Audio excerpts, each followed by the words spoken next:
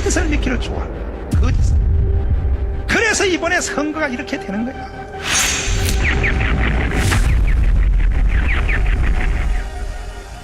조선 말 흥선대원군의 우리 민족끼리 살겠다라는 시대착오적인 쇄국 정책으로 대한민국은 근대화의 과정에서 낙오되었습니다. 그 결과 1910년 한일 병합이 되어 36년 동안 일본의 나라를 빼앗기게 되었습니다.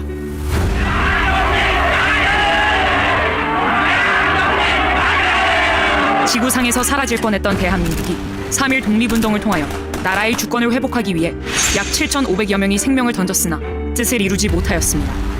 이에 국민이 절망 가운데 있을 때 소련은 볼셰비키 혁명 세력들과 김만겸 등을 이용하여 박헌영과 상해 임시정부 요원들에게 공산혁명을 전수해 1925년 4월 17일 조선공산당을 창당하여 공산주의 혁명을 시도하였습니다. 그의 신의주 사건으로 인하여 조선공산당 대표인 박헌영 이하 66명이 구속되고 37명이 수배를 받았으나 그 세력은 급속히 확대되었습니다. 일본의 식민 통치로 인하여 대한민국은 나라는 물론 말과 이름, 심지어 성까지도 빼앗겨 버렸습니다. 역사에서 사라질 지경에 이르렀을 때 미국이 1945년 8월 6일 히로시마, 8월 9일 나가사키에 원자탄을 투하함으로 기적 같은 해방을 맞이하게 되었습니다. 무정부 상태에 빠진 한반도는 어떠한 정치 체제를 선택하느냐를 놓고 미국과 소련, 민족 지도자들 사이에서 심각한 논쟁이 발생하였습니다. 그 당시 이승만은 미국에 있었고 김구는 중국 상해에 있었습니다. 그들이 귀국하기까지는 2달 이상의 시간이 소요되었고 미군은 오키나와에 주둔하고 있었습니다. 이 틈을 타 국내에 있던 박헌영은 이승만과 김구의 이름을 도용하여 1945년 9월 6일 전국에 147개 인민위원회를 조직하여 조선인민공화국을 선포하였고 무정부 상태 위에 정부 행세를 하였습니다. 박헌영이 일본인 명의의 적산과 토지 등을 강제 몰수하여 무상분배의 토지개혁을 시행한다고 국민을 선동하자 남한 국민의 78%가 이를 지지하며 대한민국은 광복의 기쁨을 누리기도 전에 조선공산당의 지배하에 들어갈 뻔하였습니다. 이승만은 유엔과 미국의 협조를 받아 1948년 5월 10일 선거 가능한 지역에 대하여 먼저 총선을 시행하므로 1948년 8월 15일 대한민국이 건국되었습니다. 박헌영과 남로당은 총선을 방해하기 위해 대구 10월 폭동, 제주 4.3 폭동, 여수 반란 사건을 일으켰으나 이승만 대통령은 좌우 합작을 주장한 미소 공동회의를 제압하고 자유민주주의, 자유시장경제, 한미동맹, 기독교 입국론에 대한민국 4대 건국기둥을 세우게 되었습니다.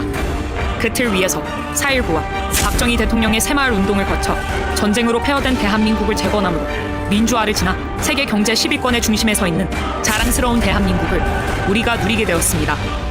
반면 북한은 사회주의, 공산주의, 사회통제경제, 조중동맹, 주사파를 종교로 만들어 조선민주주의 인민공화국을 건설했습니다.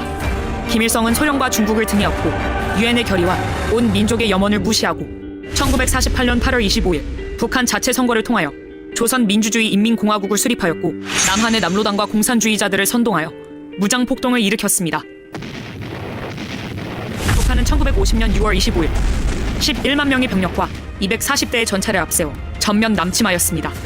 4일 만에 국군 4만 4천여 명을 살해하고 서울을 점령하는 등 이 땅에 500여만 명을 희생시켰습니다. 그들은 공산주의, 통제경제, 조중동맹을 선택했으나 79년이 지난 오늘날 국제사회에서 인간이 살 수 없는 폐륜국가로 전락하였습니다. 그 후 79년을 살아오면서 남북한의 체제 경쟁은 끝이 났음에도 불구하고 북한에서 건너온 주사파 일당들과 대한민국 건국을 방해했던 남로당의 잔당들이 연합하여 이승만 대통령이 만들어 놓은 미국, 일본 국제사회와 함께하는 자유동맹을 해체하고 북한, 중국, 러시아와 함께하는 공산동맹을 시도하고 있습니다. 그리고 마침내 윤석열 대통령까지 탄핵하려 하는 마지막 행동을 하고 있습니다. 오늘날 대한민국에는 1948년 8월 15일 대한민국 건국을 부정하며 역사를 왜곡하는 종북 좌파 사상을 가진 이들이 일어나 6.25 전쟁은 민족 해방 전쟁이고 미국은 한반도를 분단시킨 원흉이라고 말합니다. 또 한 주 방 후 박헌영과 남로당의 목표였던 인민공화국 건설을 위해 정치, 경제, 사회, 군사, 외교, 문화, 교육, 언론 등 각계각층에 침투하여 거짓으로 국민을 선동하고 자유 대한민국을 부정하며 그들의 세력을 확대하고 있습니다. 특히 종북 좌파 사상을 가진 대학 교수들과 정교조 및 학생들, 일부 정치인들은 대한민국이 탄생하지 말았어야 할 나라라고 하고 이제 대한민국은 미군을 철수하여 미국 없이 살아야 한다고 주장하고 있습니다. 그들의 세력이 극도로 확장되어 윤석열의 용산을 점령하고 해방 후 78%의 국민이 박헌영과 남로당에 속았던 때를 재현시키려 하고 있습니다. 이로 인하여 대한민국에 발생하는 상처와 손실은 이루 말할 수 없으며 경제적으로 국가 1년 예산에 달하는 400조의 피해를 보고 있습니다. 그들은 가정과 학교, 사회와 국가를 분열시켜 선진국가 자유통일로 가는 길을 가로막고 대립과 반목을 조장하므로 국가와 사회의 혼란과 갈등을 조성하고 있으며 마침내 대한민국을 해체하고 북한으로 가려고 하는 행위를 노골적으로 추진하고 있습니다. 이제 우리는 79년의 대한민국 역사로 입증된 것을 거울 삼아 더 이상 한국 현대사의 거짓 논쟁으로 대한민국을 흔들지 못하게 해야 합니다.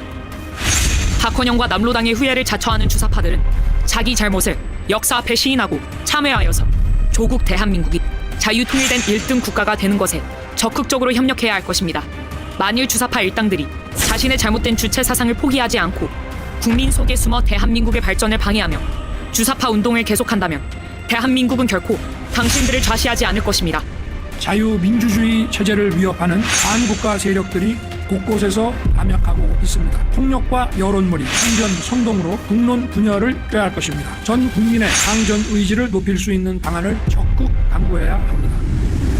대한민국 국민 여러분, 대한민국이 자유통일과 세계 속의 선진국가가 되기 위해서는 문재인과 이재명을 속히 처벌하고 주사파를 척결하여 이승만 대통령이 만들어 놓은 헌법과 4대 건국 기둥을 바로 세워야 할 것입니다. 이 일을 진행하기 위하여 진통이 있을 수 있으며 걱정스러운 일도 일어날 수 있습니다. 그러나 우리는 반드시 한 뜻과 한 마음으로 뭉쳐 이를 극복해야 합니다.